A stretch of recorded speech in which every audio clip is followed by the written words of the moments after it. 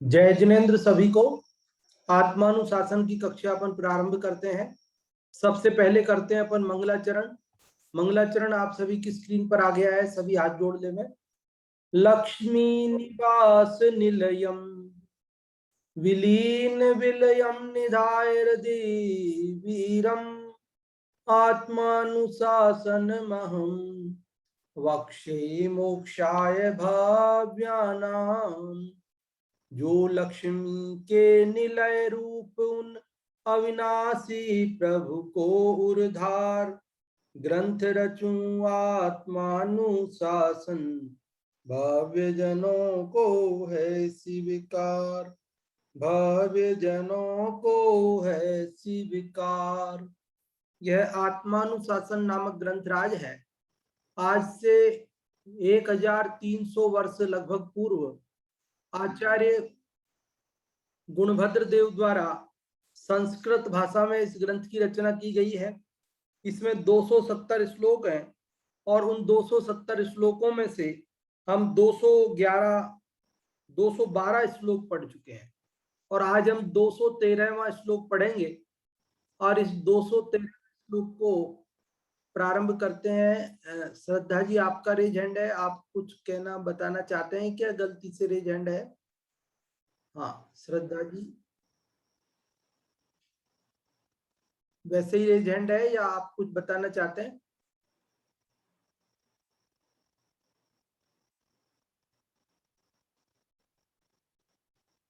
चलो, गलती से ही रह गया होगा उनका रेज हैंड।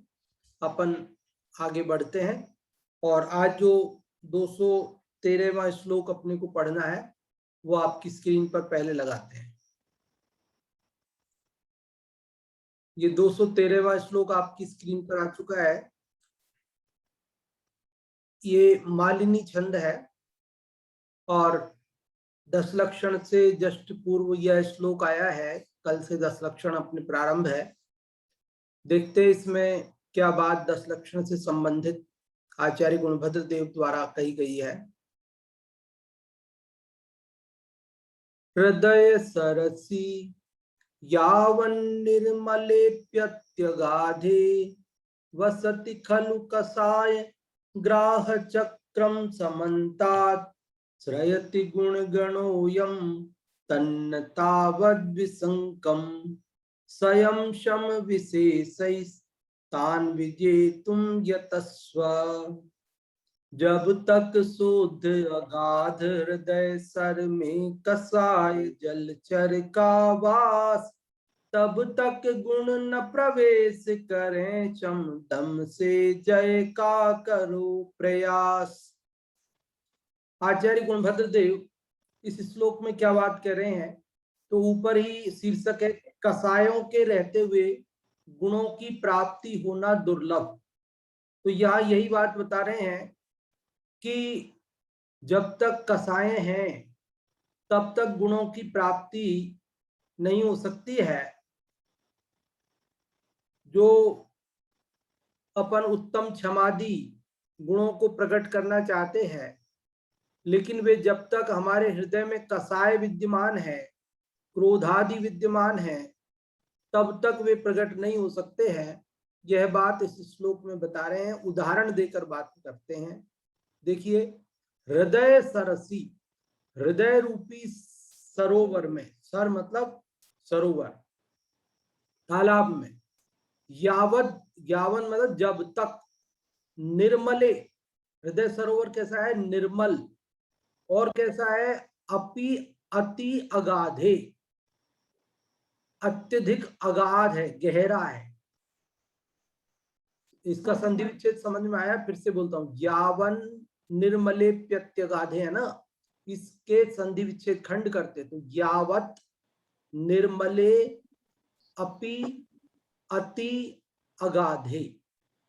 यावन मतलब जब तक, निर्मले मतलब निर्मल में, अपि मतलब भी, अति मतलब अत्यधिक, अगाध मतलब गहरा।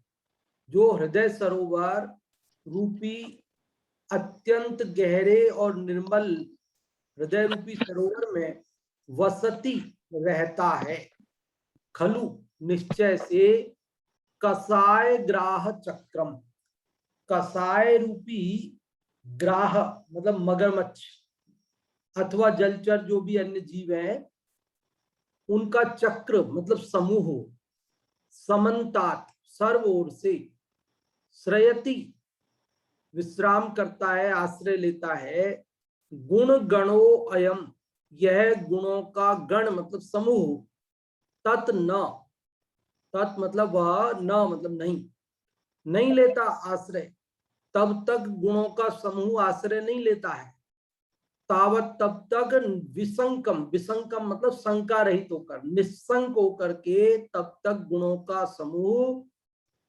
उसका हमारे हृदय का आश्रय नहीं लेता है। इसलिए क्या करो, संयम शम विशेषई, स मतलब सहित, यम और शम के विशेष के साथ, तान मतलब उनको, उनको किनको, कसाय ग्राह चक्र को, विजेतुम जीतने के लिए, यतस्व मतलब यत्न करो। एक बार फिर से अर्थ बताता हूं कि जब तक निर्मल अत्यधिक गहरे हृदय रूपी सरोवर में कसाय रूपी मगरमच्छों का समूह रहता है, तब तक गुणों का समूह आश्रय नहीं लेता है, नहीं प्रवेश करता है निस्संक होकर। इसलिए यम शम विशेषों सहित उन कसायों को जीतने का प्रयत्न करो। जो भी आप में से अर्थ समझ गए हो वे रेज हैंड कर सकते हैं, और नहीं समझे हो तो पूछने के लिए रेज हैंड कर सकते हैं कि भाई ये शब्द का हमें समझ में नहीं आया, तो हम फिर से बता देंगे। इंदिरा जी आप बताएं। जय जिनेन्द्र। जय जिनेन्द्र। हृदय सरसी यावन निर्मले प्रत्यघात कसाय ग्राह चक्रम समन्तात, श्रेयति गुण गणोयम तन्न तावत विशंकम, संयम सम विशेषस्थान विजेतुम यतस्व। इसमें यावन निर्मले, यावत निर्मल अपि अति अगाधि, जिसके मतलब निर्मल अत्यंत गहरे हृदय रूपी सरोवर में, हृदय सरसी माने हृदय रूपी सरोवर में, बसति खलु कसाय ग्राह चक्रम समन्तात। ग्राह चक्र मतलब जलचर, जलचर मगरमच्छ या जलचरों का समूह चारों ओर से बसता है मतलब रहता है। श्रेयति गुण गणोयम तन्न तावत विशंकम, तो जिसके हृदय निर्मल अत्यंत गहरे हृदय रूपी सरोवर में जलचर रूपी कसायों का समूह निवास करता है, उसके गुणों का समूह, गुणों का समूह निशंक होकर मतलब शंका रहित होकर आश्रय नहीं पाता है। संयम सम विशेषता विजेतुम यतस्व, उस इसलिए यम और संयम सहित विशेष रूप से इन्हें इसको जीतने का प्रयास करना चाहिए, जीतना चाहिए। हाँ जी, बहुत अच्छा आपने अर्थ बताया इंदिरा जी, बहुत बहुत धन्यवाद आपके लिए। और अभी हम हिंदी से अर्थ बताने के लिए अनम्यूट करते हैं किसी को, और प्रीति जी आपको अनम्यूट बाद में करते हैं। पहले संजय जी आपको अनम्यूट किया है, संजय जी आप बताएंगे। जी, जय जिनेन्द्र पंडित जी। जय जिनेन्द्र। जैसे कि हृदय रूपी सरोवर में जब तक कषाय रूपी जलचर रहते हैं तब तक गुण उसमें प्रवेश नहीं कर सकते। लेकिन इधर जो शम और दम ये दो शब्द हैं, इसका थोड़ा दोबारा अर्थ बताएंगे। बिल्कुल, इनका अर्थ अभी मैंने बताया नहीं है, मैं अभी अर्थ बताऊंगा, आप शम और दम ही बोल दें एक बार। जी, तो गुण उसमें प्रवेश नहीं करते, उसको एक, इसीलिए कषाय को जीतने का प्रयास करे, ऐसे आचार्य देव कह रहे हैं। हाँ जी, शम और दम से कसायों को जीतने का प्रयास करें। बहुत अच्छा संजय जी आपने बताया। और जी। अभी ये शम दम शब्दों का अर्थ मुझे बताना बाकी है, मैं बताऊंगा। एक बार जी जी सामान्य अर्थ अपन कर रहे हैं। और प्रीति जी आपको अनम्यूट करते हैं, आप पाठ करना चाहेंगी दोनों में से किसी का, संस्कृत हिंदी में से? जय जिनेन्द्र पंडित जी। जय जिनेन्द्र। हिंदी का पाठ करूंगी मैं। हाँ जी। जब तक शुद्ध अगाध हृदय में सर में कषाय जल चर का वास, तब तक गुण न प्रवेश करे, शम दम से जय का करो प्रयास। बहुत अच्छा आपने पाठ किया और बहुत बहुत धन्यवाद इसके लिए। और अभी संस्कृत वाले का पाठ करने के लिए जो चाहते हैं वे रेजेंट कर सकते हैं। संस्कृत वाले का पाठ करने के लिए, हाँ जी, संस्कृत वाले के पाठ के लिए कोई करना चाहते हो तो रेजेंट कर सकते हैं। हाँ जी, चलो आज संस्कृत वाले के पाठ के लिए रेजेंट हुआ है, नीलम जी आप करें।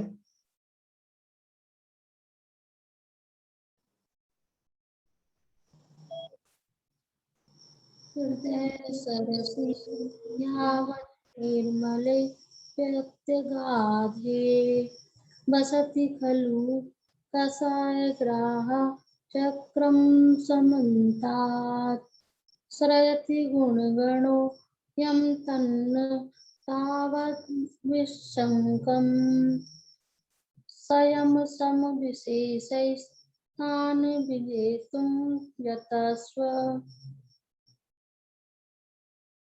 हाँ जी, बहुत अच्छा आपने पाठ किया। इसकी लय मैं खुद ही भूल गया अभी, और इसलिए मैं भी आपको ठीक से नहीं पढ़ के बता सका, और इसलिए आप लोगों का कोई दोष नहीं है उसमें। अभी मेरे दिमाग से उतर गई इसकी लय। वैसे ये मालिनी बहुत प्रसिद्ध छंद है, पहले भी अपन ने पढ़ा है। चलो कोई बात नहीं, अभी इसके भाव की चर्चा करते हैं। आप सबने इस संस्कृत श्लोक को पढ़ा, हिंदी को पढ़ा, उसका अर्थ बताया, पाठ किया। इसके अंदर क्या बात कह रहे हैं आचार्य गुणभद्र देव? देखो, पिछले श्लोक में 212वें में उन्होंने ये कहा था कि यदि तुम कठोर तप नहीं कर सकते हो, काय क्लेश सहन नहीं कर सकते हो, तो जिनको केवल अपने चित्त से, मन से ही जीता जा सकता है, उपयोग की एकाग्रता से जीता जा सकता है, ऐसे कसाय रूपी शत्रुओं को तो जीतो। यदि वो भी नहीं करते हो तो ये बड़ी अज्ञानता है। अब इस 213वें श्लोक में वो कह रहे हैं कि भाई कसाय रूपी शत्रुओं को क्यों जीतो। कोई ये कहे साहब कसाय रूपी शत्रुओं को क्यों जीते हम, आप इतना जोर क्यों लगा रहे हो कि क्लेश नहीं सह सकते हो, घोर तप नहीं कर सकते हो, तो भी कसायों को जीतो। तो वे कह रहे हैं कसायों को इसलिए जीतो क्योंकि जब तक कसायों को नहीं जीतोगे तब तक तुम्हें ये धर्म के 10 लक्षण प्रवेश नहीं करेंगे। धर्म प्रवेश नहीं करेगा, धर्म प्रकट नहीं होगा। जब धर्म प्रकट नहीं होगा तो उसके लक्षण कहां से प्रकट होंगे? क्योंकि कसायों के रहते हुए मिथ्यात्व और रागादि, क्रोधादि, इन सभी विकारों के रहते हुए वह धर्म प्रकट नहीं होता, और उस धर्म के जो लक्षण है उत्तम क्षमादि, वे भी प्रकट नहीं होते हैं। इसलिए वो ये कह रहे कि भाई कम से कम क्या करो, पहले कसायों को जीतो। और उसके लिए उन्होंने उदाहरण दिया कि जिस प्रकार किसी तालाब में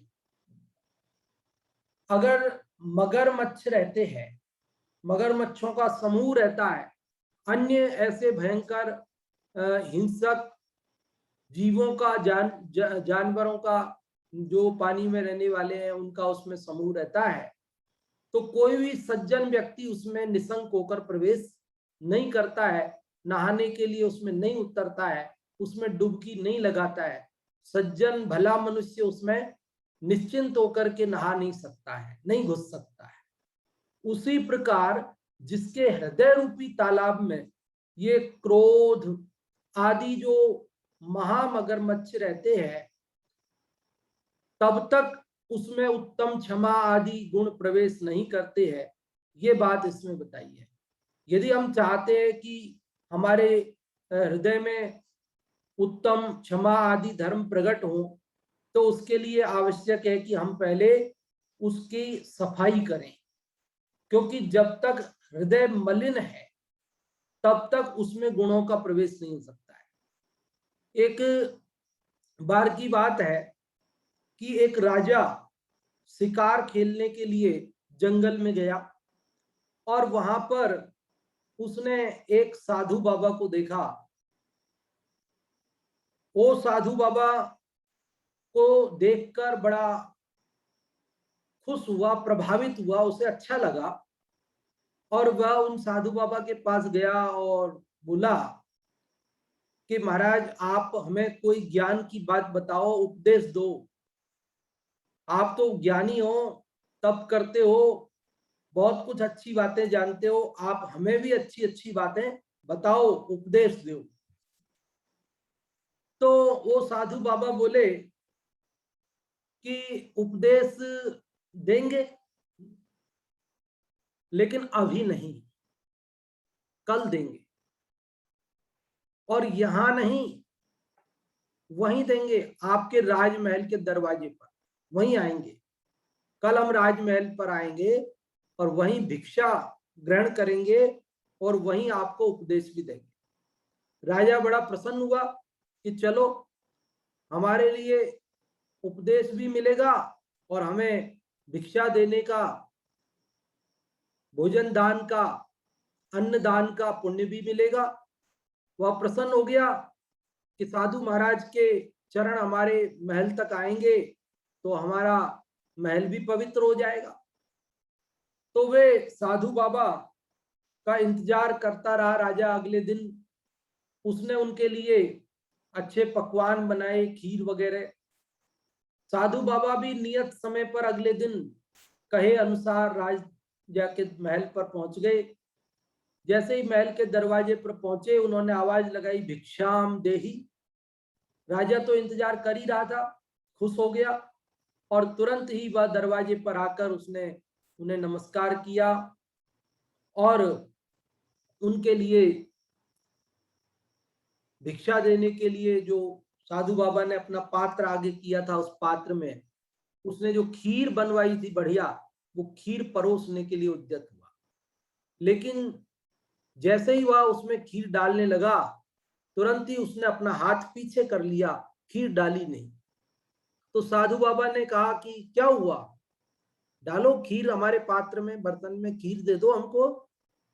तो राजा ने कहा कि आपके पात्र में गंदगी है, उसमें कंकड़ है, धूल है, अगर मैं उसमें खीर डालूंगा तो ये खीर मैली हो जाएगी, गंदी हो जाएगी, फिर किसी के काम की नहीं रहेगी।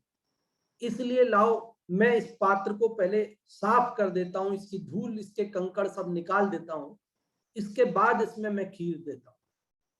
साधु बाबा ने कहा कि तुम तो दे दो, इसी में दे दो खीर। तो राजा ने कहा कि मैं ऐसे गंदे पात्र में अपनी खीर नहीं डाल सकता, नहीं तो क्या होगा कि ये तुम्हारा पात्र, मेरी खीर भी गंदी हो जाएगी। तो साधु बाबा वहां से चले गए। राजा ने सोचा साधु बाबा नाराज हो गए हैं। वह उनके पीछे पीछे गया और जंगल में जाकर जहां पर वे साधु बाबा बैठ गए, तो वह भी उनके चरणों में बैठ गया और बहुत प्रार्थना करने लगा, अनुनय विनय करने लगा, क्षमा याचना करने लगा कि माफ करो, मुझे क्षमा करो, मैंने आपका अपमान नहीं किया, मैं तो आपको खीर देना ही चाहता था, इसीलिए तो मैंने खीर और अनेक पकवान तैयार कराए थे और मैं तो आपका इंतजार कर रहा था। मेरा अहोभाग्य कि मैं आपको अन्नदान करता और आपका उपदेश सुनता, लेकिन आप तो नाराज हो गए, आपने भिक्षा भी नहीं ली, आप आ गए और आपने उपदेश भी नहीं दिया। तो वे साधु बाबा बोले, मैंने तुम्हें उपदेश दे दिया, मैं उपदेश देने के लिए आया था, तुमने मेरे से उपदेश मांगा था, मैंने उपदेश तो तुम्हें दे ही दिया है। तो राजा ने कहा कहाँ उपदेश दिया? तो उन्होंने कहा कि तुम्हारे हृदय में जब तक प्राणियों के घात का परिणाम है, शिकार खेलने का परिणाम है, दूसरे राजाओं को मार पीट कर जेल के प्रकार बंदी बनाकर साम्राज्य विस्तार की भावना है, जब तक तुम्हारे चित्त में ये क्रोध मान आदि विकार रहते हैं, तब तक मैं अपना अच्छा उपदेश तुम्हारे हृदय में प्रवेश नहीं करा सकता, क्योंकि मेरा उपदेश भी मलिन हो जाएगा ना। फिर जब तुम मेरे मलिन पात्र में खीर डालकर अपनी खीर गंदा नहीं कर सकते, तो मैं तुम्हारे मलिन मन में विकारग्रस्त चित्त में अपने सुंदर उपदेशों को देकर उनको मैला कैसे कर सकता हूं? तो बंधुओं, इस जरा से दृष्टांत से हमें यह शिक्षा मिलती है कि निर्मल हृदय में ही धर्म का प्रवेश होता है। यहां भी यही बात बता रहे हैं कि हम उत्तम क्षमादि की आराधना इतने वर्षों से कर रहे हैं और फिर भी हमारे चित्त में धर्म का प्रवेश नहीं हो रहा है, तो उसका कारण है हमारा चित्त विकृत है, हमारे चित्त में कसाए हैं, हमारे चित्त में अन्याय, अनीति, अभक्ष का सेवन, भ्रष्टाचार इत्यादि नाना प्रकार के विकारों ने प्रवेश किया हुआ है। पंडित सदा सुखदास जी ने रत्नकर्ण श्रावकाचार्य में लिखा कि 50-50 वर्ष धर्म की बात सुनते हो गए, पढ़ते हो गए, फिर भी हृदय में धर्म प्रवेश नहीं कर रहा। क्यों नहीं कर रहा? क्योंकि हमने अन्याय, अनीति, अभक्ष का सेवन किया है। हम अन्याय, अनीति, अभक्ष का सेवन करते हैं, इसलिए हमारे चित्त में ये धर्म का प्रवेश नहीं होता, धर्म के 10 लक्षणों का प्रवेश नहीं होता। यदि हम चाहते हैं कि ये धर्म के 10 लक्षणों की आराधना हमारी ठीक से हो जाए, हमारे चित्त में धर्म प्रवेश करे, धर्म के 10 लक्षण प्रकट हो जाए, उसके लिए आवश्यक है कि हम पहले अपने चित्त को, अपने मन को निर्मल बनाएं, उसके विकारों को दूर करें, अन्याय, अनीति और अभक्ष का सेवन त्याग करें। अन्याय और अनीति में क्या अंतर होता है? जिसको सरकार रोकती है वो है अन्याय, और जिसे समाज रोकती है वो है अनीति। समझ में आई बात? फिर से बताता हूं। जिस कार्य को सरकार बुरा मानती है, यदि हम वो कार्य करें तो सरकार हमें सजा देती है, पुलिस पकड़ लेगी, जेल होगी, केस मुकदमा होगा, वो कार्य है अन्याय। लेकिन सरकार जिस कार्य को नहीं रोकती, सरकार बुरा नहीं कहती, उसकी सजा नहीं देती, पुलिस नहीं पकड़ती, केस मुकदमा नहीं चलता, जेल नहीं होती, लेकिन समाज जिसे उचित नहीं मानता, समाज कहता है कि भले सरकार के कानून के हिसाब से ये गलत काम ना हो, लेकिन हमारे हिसाब से ये काम गलत है, समाज जिसे अच्छा नहीं मानती वो अनीति है। समझ गए ना बात को? तो इस प्रकार से अन्याय, अनीति और अभक्ष पदार्थों का सेवन, ये सब क्या है? बिना तीव्र कसाय के संभव नहीं है। और जिसके अन्याय, अनीति, अभक्ष का सेवन है, मतलब कसाय की तीव्रता है, और ऐसे कसाय की तीव्रता वाले चित्त में ये क्षमा आदि गुण प्रवेश नहीं करते। ये बड़े शर्मीले हैं, ये तो उस जगह जाते हैं जहां इनको शांति से रहने मिलता है, जहां कसायों की चिल्लपों मची हो, वहां ये धामाधूमी में, शोरगुल में, वहां इनको पसंद नहीं रहना, ये वहां नहीं रहते हैं। ये बात इस श्लोक में बता रहे हैं। तो अभी हमने उदाहरण से बात पढ़ी कि जिस प्रकार जिस सरोवर में मगरमच्छों का समूह रहता है, उसमें सज्जन आदमी प्रवेश नहीं करते, नहाते नहीं है, उसमें डुबकी नहीं लगाते हैं, उसी प्रकार जिसके हृदय में कसाय रहती है, उसमें उत्तम क्षमादि गुण प्रवेश नहीं करते हैं। अब एक शब्द, जो 2 शब्द यहाँ आए थे, जिसके लिए हमारे भाई संजय जी ने कहा बताया नहीं है, और वो महत्वपूर्ण है बात। वो महत्वपूर्ण बात इसलिए है कि उन कसायों को हमें जीतने के लिए साधन है वो, क्या, शम दम, और इसके अलावा एक आता है यम। शम दम दो शब्द तो इसमें आए हैं और एक यम भी आता है। शम दम और यम के द्वारा हमें क्या करना चाहिए कि इन कसायों को जीतना चाहिए। इन कसायों को जीतने के लिए शम दम और यम। शम क्या है कि जो रागादि का शमन करना, वो है शम। और दम क्या है, इंद्रिय और मन का निग्रह करना, इंद्रिय और मन को जीतना, वो है दम।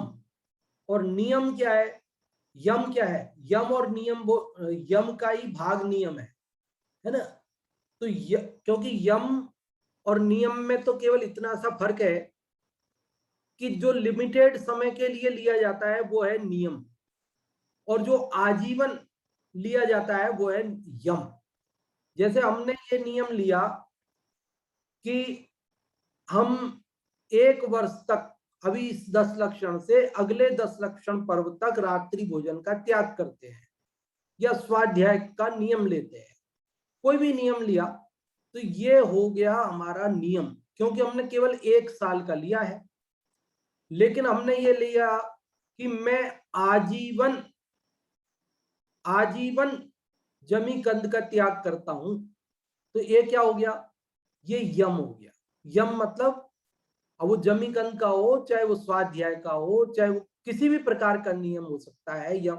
लेकिन वो जो आजीवन लाइफ टाइम लिया जाता है वो तो क्या कहलाता है, यम। और जो एक लिमिटेड समय के लिए, वो 1 साल, 1 महीना, 10 दिन, हम तो इन 10 लक्षण 10 दिन का नियम है हमारा, तो वो नियम कहलाता है। तो यहाँ शम, दम और यम तीनों समझ में आया ना।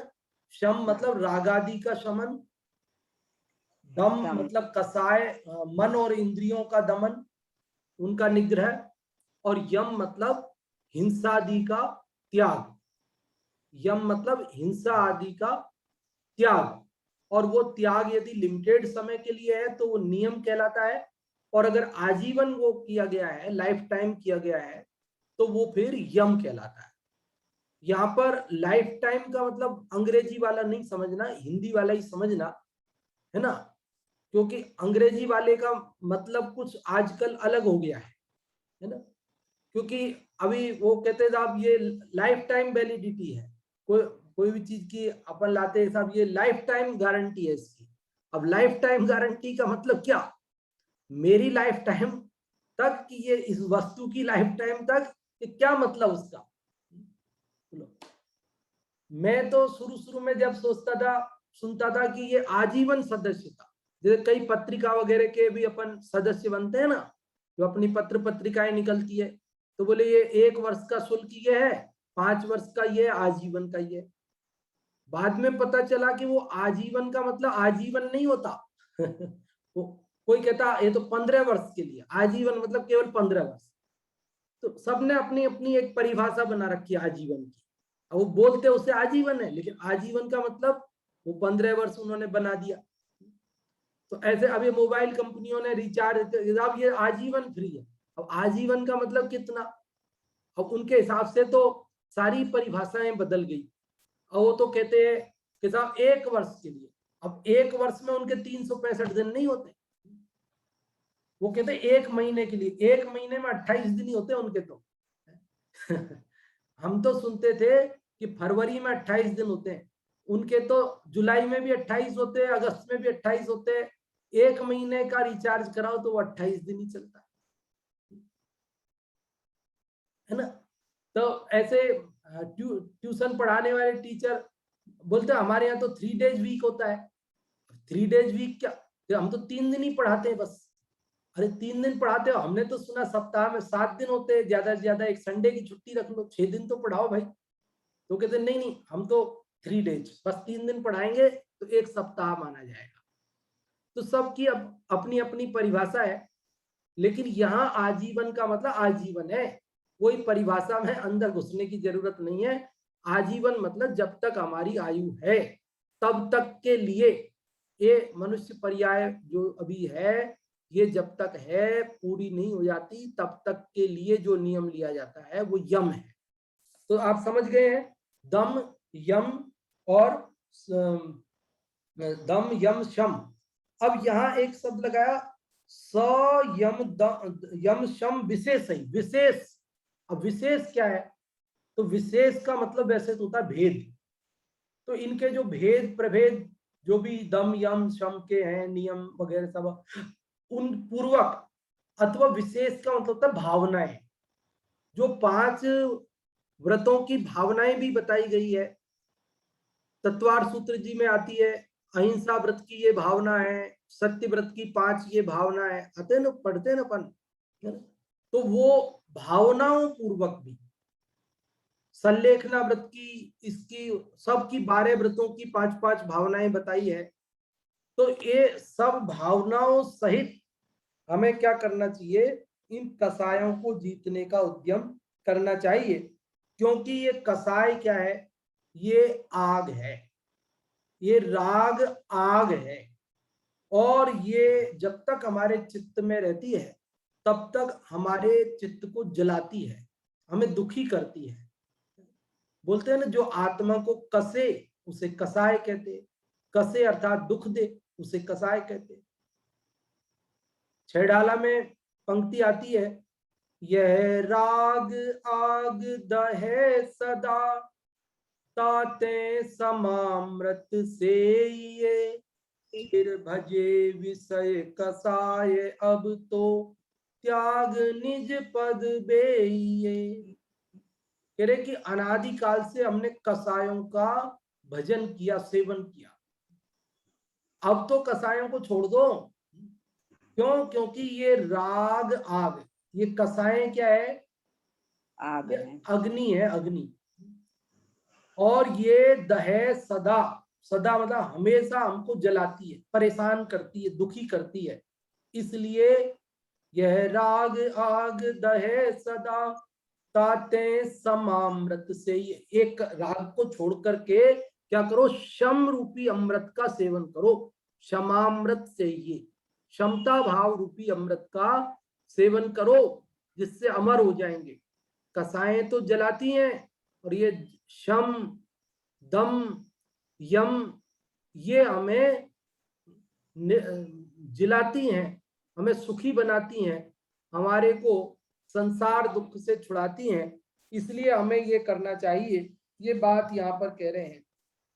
अब यहाँ पर एक और बात हम थोड़ी सी समझ लेते हैं कि आखिरकार ये कसाएं कैसे मिटे, कैसे नाश हो। तो पहले हमें ये उत्पन्न कैसे होती है, क्यों होती है, उसको समझना चाहिए। कसाएं जिस कारण से उत्पन्न होती है, यदि हम उस कारण का अभाव कर दें तो निश्चित ही कसायों का अभाव हो जाएगा। कसाएं उत्पन्न होती है मिथ्यात्व के कारण। मिथ्यात्व के कारण, उल्टी मान्यता के कारण, जब हमें पदार्थ इष्ट और अनिष्ट भाषित होते हैं, कोई भला लगता है, कोई बुरा लगता है, तो जो भला लगता है उससे राग हो जाता है, जो बुरा लगता है उससे द्वेष हो जाता है। समझ रहे ना? तो इस प्रकार से कसाएं उत्पन्न होती है। तो अब हम चाहते हैं कि कसाय उत्पन्न ना हो, कसायों का अभाव हो, तो उसका उपाय क्या है? कि हम मिथ्यात्व का अभाव करें, उल्टी मान्यता को छोड़ें। तो उससे कोई पदार्थ हमें इष्ट या अनिष्ट भाषित नहीं होगा। और जब कोई इष्ट और अनिष्ट नहीं लगेगा, अच्छा और बुरा नहीं लगेगा, तो फिर किसी से राग और द्वेष, कसाएं उत्पन्न ही नहीं होंगी। देखो, राग और द्वेष है ना, आप सोच रहे हो कसाय और राग द्वेष, ये 4 कसाएं हैं ना, क्रोध मान माया लोभ। इनमें से 2 द्वेष रूप हैं और 2 राग रूप है। तो ये क्रोध मान ये द्वेष रूप हो जाती है, माया और लोभ राग रूप हो जाती है।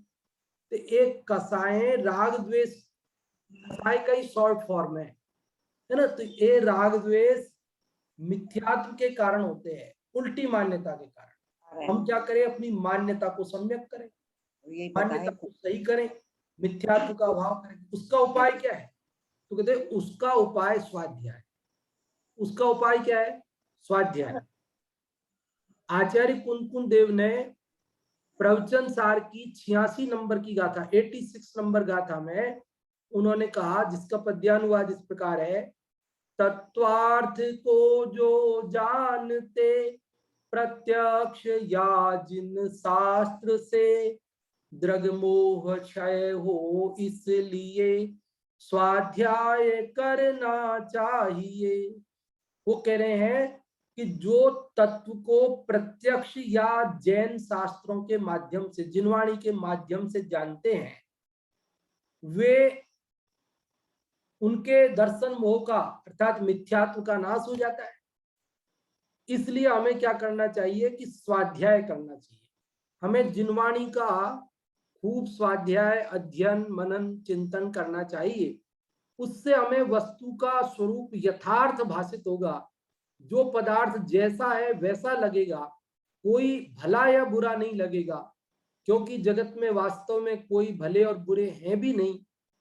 हम स्वयं ही अपनी मान्यता के अनुसार किसी को भला और किसी को बुरा मान लेते हैं, है ना। वो इष्ट अनिष्ट की मिथ्या कल्पना, अभी ज्यादा विस्तार के लिए समय नहीं, तो इष्ट अनिष्ट की मिथ्या कल्पना है हमारी।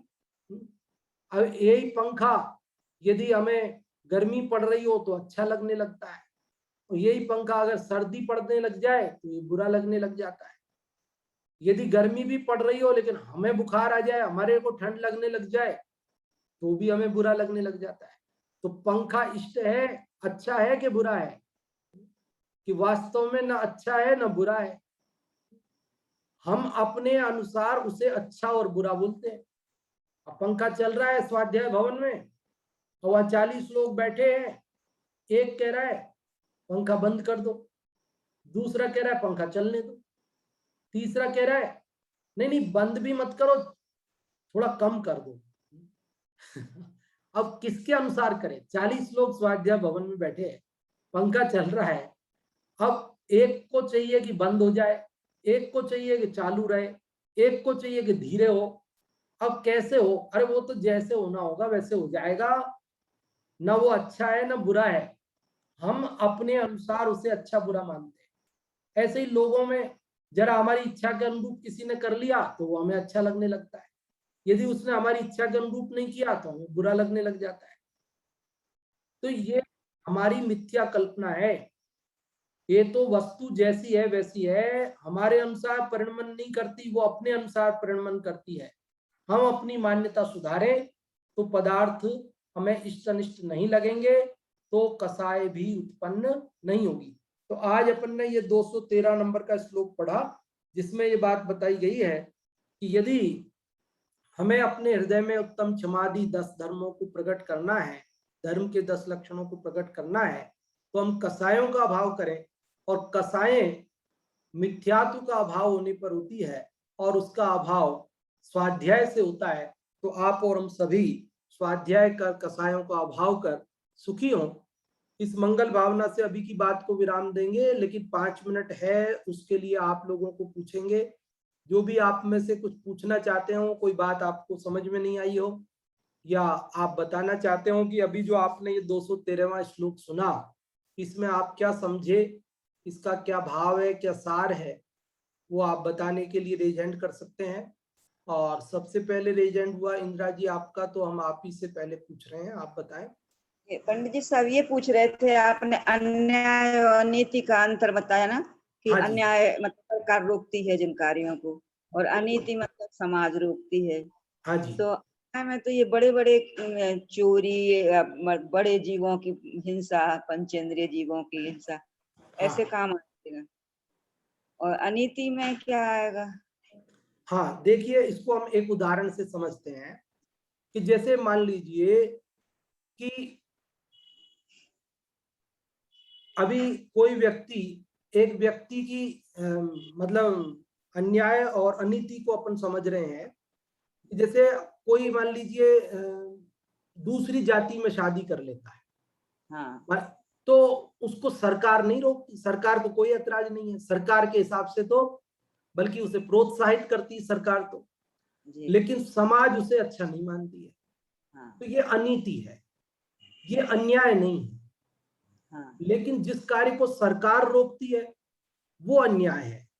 जैसे मान लीजिए कोई व्यक्ति चोरी करता है, तो चोरी करता है तो ये अन्याय है, तो उसके लिए सरकार रोकती है, उसको सजा देती है।